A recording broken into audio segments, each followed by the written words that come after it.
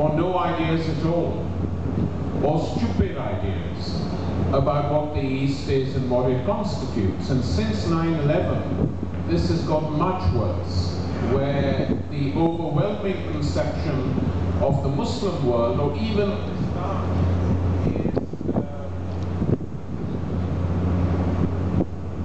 is men with beards running around, killing people, dying themselves, and throwing bombs. That's the dominant conception now in the Western mind of the Islamic world.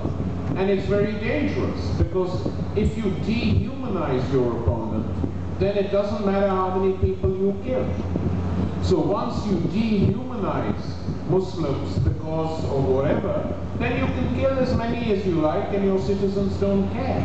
1 million Iraqis die in Iraq, no problem at all. Whereas if another regime, not friendly to the West, kills even 400 or 500 people, they're charged with genocide, locked up, arrested, tried for war crimes. But the Western leaders can do whatever they want as long as their population is quiescent and accepts it. That's the huge problem, is the gulf between the reality of the Islamic world and the reality of everyday thinking of Western citizens. The big event going on this year, obviously, has called the attention of everybody enthusiastically. So, is the so-called Arab Spring, rebellion in the Arab world. There's a lot of apprehension. There's a lot of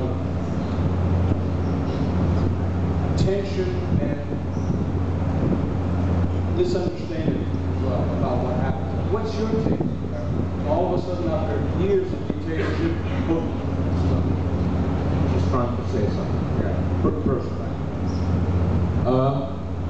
Look, I think the Arab uprisings that took place earlier this year took everyone by surprise, including the Arab world itself. People were not ready for it, they were not prepared for it, but it happened. And the Tunisian despot fell in such a short time that it gave hope to people elsewhere in the Arab world. Then the Egyptian masses rose and toppled their despot. And then the whole of the Arab world was on fire. But the Tunisian and Egyptian regimes that were removed were pro-Western regimes.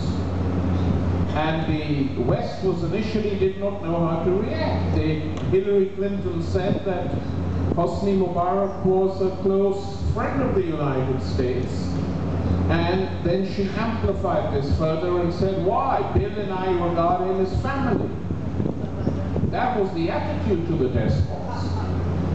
And the despots were then removed, and not everything has been won. So I would say that what the Arab Spring did was to open up a period of transition in the Arab world, where there is no solution in sight, but where on the other hand the people have realized that if they unite and act together, they can get rid of whatever they want.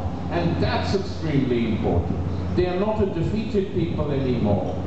For years they felt defeated. Everything had gone. And now they don't feel defeated, and it reminds me of a great poem written by a very wonderful Syrian poet in 1967. The poet's name was Nizar Kobani, who told the youth of that time, forget our generation. We have led you from one defeat to the other. We are a nation of crooks and jugglers. And he then appealed to the Arab children, and he said, Arab children, corn heirs of the future, you are the ones who will avenge our defeat. Now, when these young people arose in the Arab world, I thought about that poem. He's dead now, but poets often have a third eye with which they can see the future sometimes, and the young people of the Arab world are now trying to get rid of the period of defeat. And where it will end, we don't know, but it's been an extremely positive business as far as I'm concerned, with the exception of Libya, where I think the Western intervention has not helped the Libyans.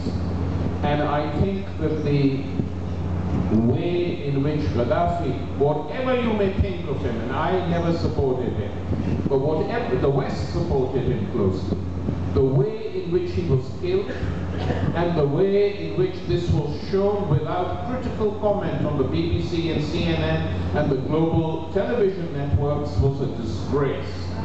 A total and complete disgrace, which shows the problems that Western civilization confronts within itself.